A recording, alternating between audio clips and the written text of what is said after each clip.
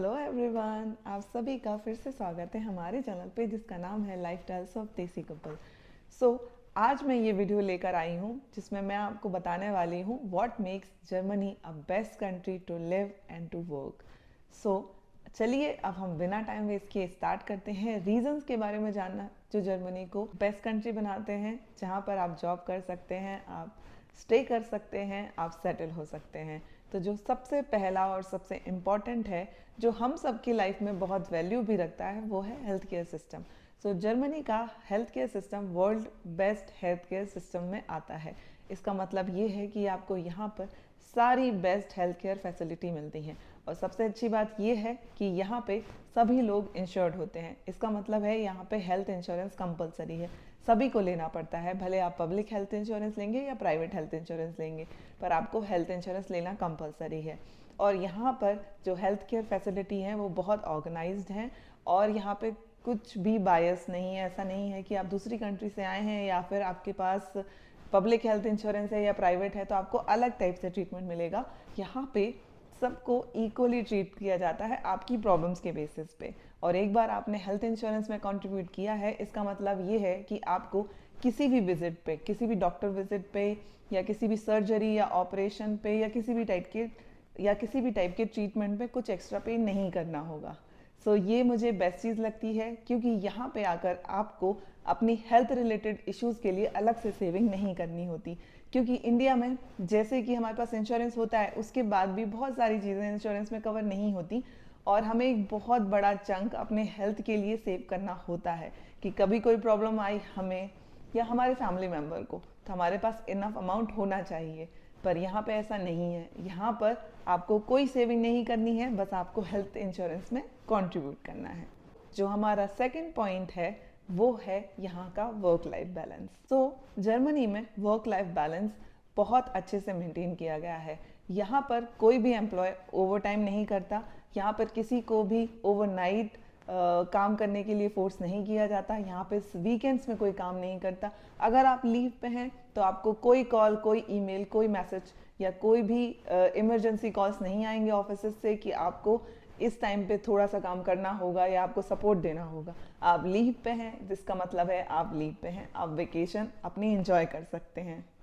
इसका मतलब ये है कि जब तक आपका काम करने का टाइम है, मतलब अगर आप फुल टाइम काम करते हैं तो आपको 8 आवर्स काम करना है। आप अगर पार्ट टाइम जॉब करते हैं तो आपको 4 आवर्स काम करना है और उसके बाद आपका पूरा टाइम आपकी पर्सनल लाइफ के लिए है, आपकी फैमिली के लिए, जैसे भी आप स्पेंड करना चाहें। बट आपको 8 घंटे में अपना लैपटॉप बंद करना है, काम खत्म, आपकी पर्सनल लाइफ शुरू। और यहाँ पे ऐसे लोग भी होते हैं, मीन्स 90% लोग ऐसे ही होते हैं जो ट्राई करते हैं कि जल्दी काम स्टार्ट करें ताकि वो जल्दी ख़त्म कर सकें और उसके बाद अपना टाइम अपनी फैमिली और खुद को दे सकें। जनरली लोग 7-8 बजे लॉग इन कर लेते हैं और 4-5 बजे लॉग आउट भी कर लेते हैं, जो मुझे बहुत अच्छा लगा क्योंकि आपका जो दिन है वो ख़त्म होने के पहले आपके पास टाइम है कि आप अपनी फैमिली या खुद के पर्सनल काम को भी एक इम्पॉर्टेंस दें और अपने पर्सनल चीज़ों में टाइम स्पेंड करें। जो तीसरा रीज़न है जो कि हमारे लिए बहुत इम्पॉर्टेंट है क्योंकि हम अब्रॉड में रह रहे हैं, हमें इंडिया जाना होता है, वो है public holidays and annual leaves. Germany में 25 से 30 वर्किंग डेज़ की एनुअल लीव मिलती है, जो कि हमारे लिए एक बहुत बड़ा फ़ायदा है। ये वर्किंग डेज़ है, इसका मतलब है सैटरडे संडेज इंक्लूडेड नहीं है इसमें। जब हम इंडिया जाते हैं तो हमें चाहिए कि हमारे पास अच्छा टाइम हो 4-5 वीक का, कि हम घर पे अच्छे से स्टे कर सके। इसी के साथ साथ हमें थोड़ा टाइम और भी चाहिए होता है छुट्टियों का, जिससे हम बाहर घूम सके, क्योंकि हम यूरोप में रहते हैं तो बाकी सारी कंट्रीज हम विजिट कर सकें, उसके लिए भी हमारे पास इनफ टाइम होना चाहिए। तो मुझे बहुत अच्छा लगा यहाँ का जो लीव पॉलिसी है कि हमें इतने सारे एनुअल लीव्स मिलते हैं जो बाकी सारी कंट्रीज़ में नहीं मिलते हैं, और कुछ कंट्रीज़ में मिलते भी हैं तो उसमें रिस्ट्रिक्शंस होती हैं। पर यहाँ पर विदाउट एनी रिस्ट्रिक्शन आपको 25 से 30 वर्किंग डेज़ की एनुअल लीव मिलती है, जैसे कि मुझे 30 डेज़ की मिलती है। इतना ही नहीं कि आपको एनुअल लीव मिलती है, आपको पब्लिक हॉलीडेज़ भी मिलते हैं जो 11 से 12 अराउंड होते हैं, डिपेंड करते हैं आप किस स्टेट में रह रहे हैं। जैसे मेरे स्टेट में मुझे 12 पब्लिक हॉलीडेज़ मिलते हैं। एनुअल लीव, पब्लिक हॉलीडे, ये दो आपके पास बहुत अच्छे अमाउंट में लीव्स हो जाती हैं कि आप बाहर ट्रैवल भी कर सकें थोड़े बहुत दिन के लिए, घर भी जा सकें, इंडिया में भी अच्छे से रह के आ सकें। और इतना ही नहीं, यहाँ की जो सिक लीव पॉलिसी हैं वो भी बहुत अच्छी हैं। जैसे कि सिक लीव पॉलिसी में कुछ रिस्ट्रिक्शंस नहीं है। अगर 1-2 दिन की आप ले रहे हैं तो आपको कोई प्रूफ नहीं दिखाना होगा, बट अगर आप जैसे ज़्यादा दिन की ले रहे हैं या 1 वीक की ले रहे हैं तो आपको डॉक्टर के पास जाना होगा, उसका डॉक्टर नोट लेके आना होगा जिसमें डॉक्टर मेंशन करेगा इस डेट से इस डेट तक आप लीव ले सकते हैं। आपको बस वो नोट सबमिट करना है और आप लीव्स अप्लाई कर सकते हैं।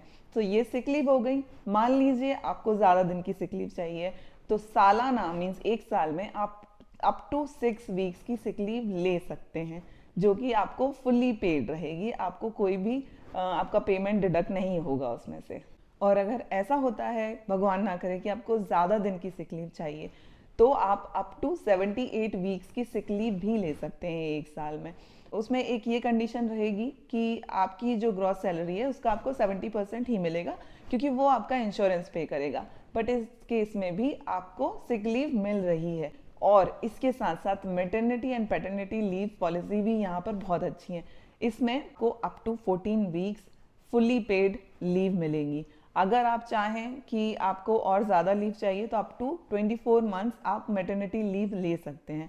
मैटरनिटी लीव में अगर आप 14 वीक्स के बाद और लीव लेना चाहते हैं, मीन्स अप टू 24 मंथ्स लेना चाहते हैं, तो आपको आपकी नेट सैलरी का 60% मिलेगा। तो जो भी आपकी इन हैंड सैलरी है उसका 60% आपको मिलेगा अप टू 24 मंथ्स। तो 14 वीक्स फुल और उसके बाद आप 24 मंथ्स लगा लीजिए, तो आपका जो 24th मंथ होगा तब तक आपको 60% मिलेगा। और ये आप डिवाइड कर सकते हैं फादर एंड मदर के बीच में। आप चाहें तो हाफ हाफ ले लें, या फादर ही पूरी ले लें, या मदर ही पूरी ले लें, या फिर 2-3 मंथ्स फादर ले लें, बाकी सारे मंथ्स मदर ले लें। तो आप लोग आपस में डिवाइड करके ये लीव्स ले सकते हैं अप टू 24 मंथ्स। और आफ्टर 24 मंथ्स फुल गारंटी होती है कि आप वापस अपने ऑफिस में ज्वाइन करेंगे। उसमें कोई भी रिस्ट्रिक्शन नहीं है, कोई आप वापस से जॉब ज्वाइन कर सकते हैं आफ्टर 24 मंथ्स। जो चौथी चीज़ है जो जर्मनी को बेस्ट बनाती है वो है यहाँ का एजुकेशन एंड किड्स केयर। तो सारे पेरेंट्स के लिए बहुत इंपॉर्टेंट होता है जब वो प्लान कर रहे होते हैं किसी दूसरी कंट्री में मूव करने के लिए, कि उनके बच्चों को कैसा एजुकेशन मिलेगा, वहाँ पर किड्स के लिए क्या क्या फैसिलिटी है। तो मैं आपको बता दूँ, जर्मनी का एजुकेशन जैसे सबको पता है वर्ल्ड क्लास एजुकेशन होता है। प्लस यहाँ पर बच्चों को फ्री एजुकेशन मिलता है, और अगर वो मास्टर्स या ग्रेजुएशन या पोस्ट ग्रेजुएशन कुछ भी करना चाहते हैं किसी पब्लिक यूनिवर्सिटी से, तो उनका जो हायर एजुकेशन है वो भी फ्री हो जाता है। इसका मतलब है आपके बच्चे को टोटली फ्री एजुकेशन मिलेगा।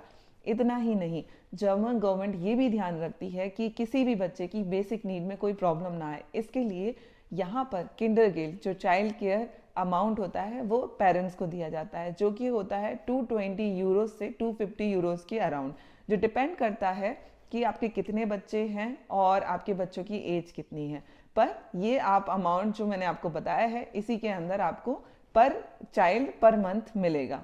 तो इससे आप बेसिक नीड जो आपके बच्चों की वो फुलफिल कर सकते हैं, क्योंकि 220 यूरोज भी अगर मिनिमम मिलता है तो एक बच्चे के लिए वो काफ़ी होता है अगर उनकी बेसिक नीड्स को फुलफिल करना है।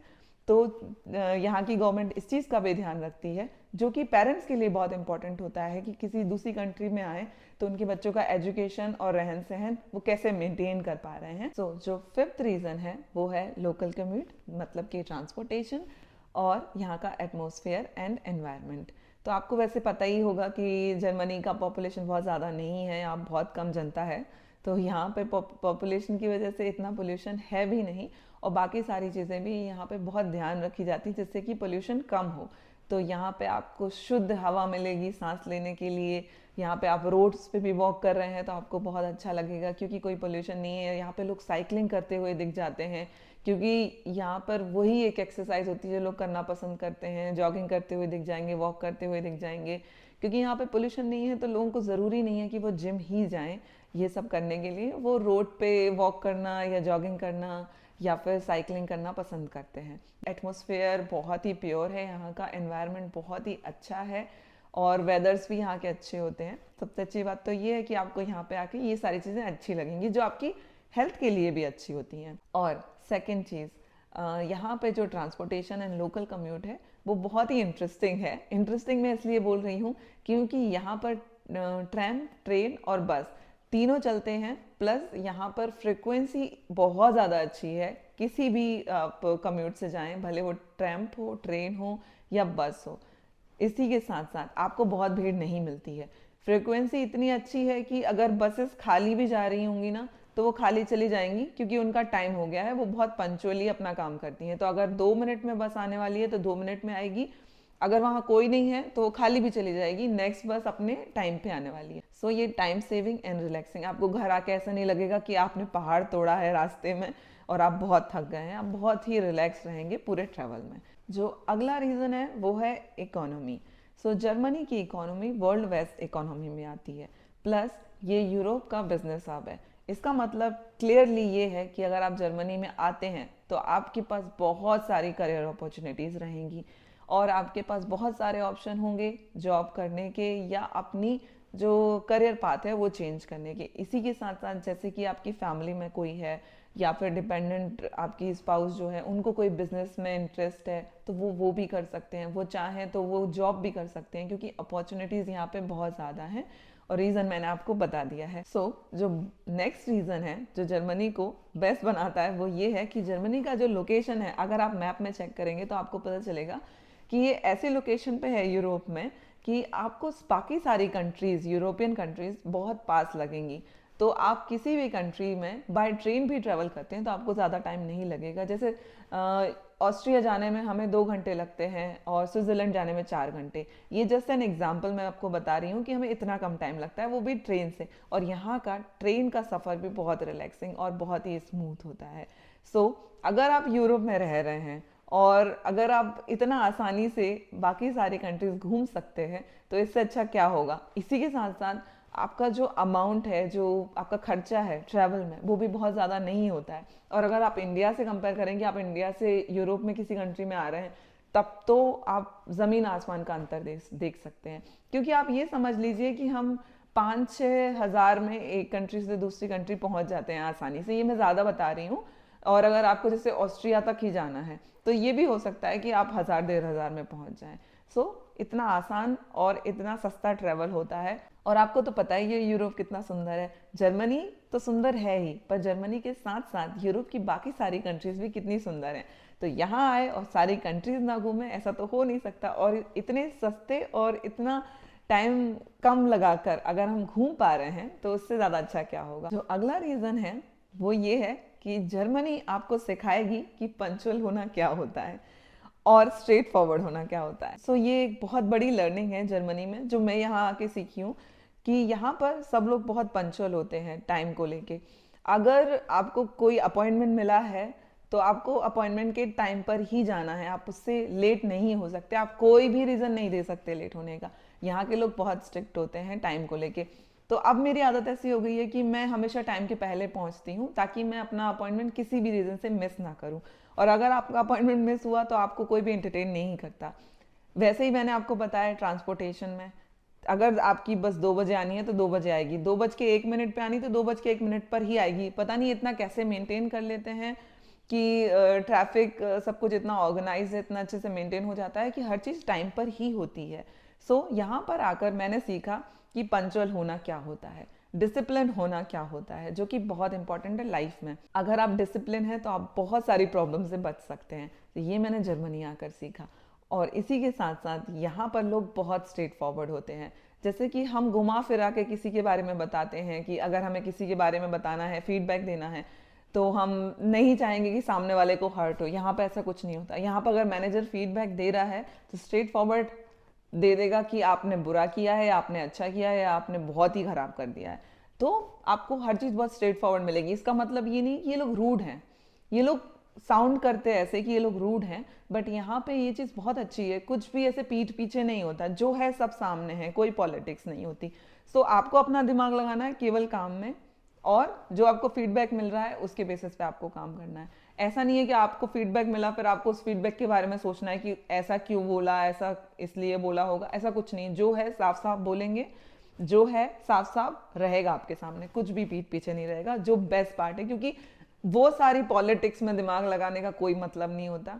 सबसे अच्छा होता है अपना काम करो, टाइम दो पूरा अपने काम को, और उसके बाद अपनी पर्सनल लाइफ को। तो अगली बहुत इंटरेस्टिंग चीज़ मैं आपको बताने वाली हूँ वो है कि जर्मनी में एक्चुअली बहुत सारे इमिग्रेंट्स होते हैं। मतलब बहुत सारी कंट्रीज़, अलग अलग कंट्रीज़ के लोग यहाँ पर आकर जॉब करते हैं, अपना करियर बनाते हैं। और रीज़न तो आपको पता ही है क्यों। जर्मनी में जब आप जॉब करते हैं, यहाँ पे स्टडी करते हैं या यहाँ पर रहते हैं, तो आपको बहुत सारी कंट्रीज़ के लोग मिल जाएंगे, जो जैसे कि कुछ लोग अमेरिका से होंगे, कुछ ऑस्ट्रेलिया से होंगे, कुछ ऑस्ट्रिया से भी होंगे। तो डिफरेंट डिफरेंट कंट्री के लोग होंगे और यूरोपियन तो होंगे ही होंगे यहाँ पर। तो आपको सारे डिफरेंट डिफरेंट कल्चर से इंटरेक्ट करने का मौका मिलता है।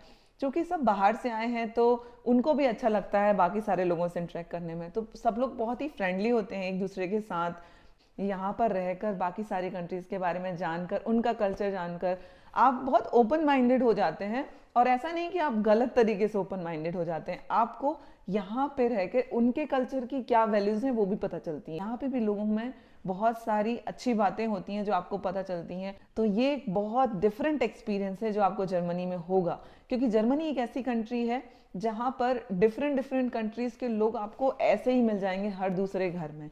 जैसे कि मैं जब अपनी पिछली वाली कंपनी में जॉब करती थी तो मेरी टीम में 7 लोग थे और 7 डिफरेंट कंट्रीज से थे। तो आप समझ सकते हैं इतनी ज़्यादा डाइवर्सिटी है कि अलग अलग कंट्री के लोग जस्ट ऐसे ही एक दूसरे के पास बैठे रहते हैं और आपको पता भी नहीं चलता आप कितना ज़्यादा एक्सपीरियंस हो जाते हैं इतनी सारी चीज़ों को लेके। और आप में बहुत ज़्यादा समझ आ जाती है डिफरेंट चीज़ों को लेकर कि आपको कैसे डील करना है, जो कि बहुत इंपॉर्टेंट होता है पर्सनल लाइफ में भी। एक लास्ट रीज़न जो बनाता है जर्मनी को बेस्ट, जो मेरे हिसाब से लास्ट नहीं है, ये बेस्ट रीज़न है, वो है कि यहाँ के लोगों में कोई शो ऑफ नहीं है। यहाँ के लोग छोटी छोटी चीज़ों में खुशियाँ ढूंढते हैं। जैसे कि हमारे यहाँ क्या होता है इंडिया में कि जो अमीर है और जो गरीब है या मिडिल क्लास है, आप उनमें डिफरेंस देख सकते हैं। उनके पास जो चीज़ें होंगी उससे आप आसानी से समझ सकते हैं ये अमीर है, ये मिडिल क्लास है, ये गरीब होगा। बट यहाँ पे ऐसा नहीं होता। यहाँ पे लोगों के पास बेसिक चीज़ें होती हैं। अमीर है इसका मतलब ये नहीं है कि वो फालतू पैसा डाल रहे हैं, वो एक जिसमें उनका गुजारा हो जाएगा वो एक चीज़ लेके भी वो खुश रहते हैं। उनको खुशी मिलती है कि ट्रैकिंग पर जाएं या बीच पे लेटे हुए हैं सन में और केवल बुक पढ़ रहे हैं, अपनी फैमिली को टाइम दे रहे हैं, बच्चों के साथ घूम रहे हैं, उन्हें खिला रहे हैं, उनके साथ गेम्स खेल रहे हैं, इसमें खुशियाँ ढूंढते हैं। इलेक्ट्रॉनिक्स से बहुत दूर दिखाई देंगे यहाँ के लोग। मुझे ये चीज़ बहुत अच्छी लगती है यहाँ के लोगों को। जैसे कि हमारे अंदर ये पर्सपेक्टिव था पहले कि यहाँ के लोग फैमिलीज के साथ नहीं रहते तो उनके अंदर फैमिली वैल्यूज़ नहीं होती, बट उनके अंदर होती हैं। वो भले अलग रहते हैं क्योंकि यहाँ का कल्चर ऐसा है, सबको सेपरेट रहना पसंद है, बट उनके अंदर जो रिस्पेक्ट और जो प्यार होता है अपने लोगों के लिए या फिर अपने ग्रैंड पेरेंट्स के लिए या पेरेंट्स के लिए, वो बहुत ज़्यादा होता है। वो फैमिली को बहुत वैल्यू देते हैं, वो अपनी हेल्थ को, फैमिली को और पर्सनल लाइफ को बहुत ज़्यादा वैल्यू देते हैं। यहाँ पर अगर आप किसी से बात करेंगे कि तुम्हें किस चीज़ में इंटरेस्ट है, तो वो ये नहीं बोलेगा कि मूवी देखने में, गाने सुनने में। उनका होगा ट्रैकिंग पे या कोई फिजिकल एक्टिविटी या हाइकिंग पे जाना है या फिर सर्फिंग के लिए जाना है या फिर बीच पे लेट के बुक्स पढ़ना पसंद है, और ऐसी एक्टिविटीज़ वो बताते हैं एज अ हॉबी। ये था मेरा वीडियो आपको ये बताने के लिए कि क्या टॉप रीजंस हैं जो जर्मनी को बनाते हैं best country to live, to work. पर अगर आपको इसके अलावा कोई और क्वेश्चन है तो आप मुझसे पूछ सकते हैं, मैं आपको उसका आंसर दूंगी। और आप मुझे प्लीज़ कमेंट सेक्शन में बताइए कि आपको ये वीडियो कैसा लगा। अगर अच्छा लगा है तो please like, share, comment and subscribe. Please subscribe to my channel and support my effort. मैं आपसे अपने नेक्स्ट वीडियो में मिलूंगी, तब तक के लिए बाय बाय।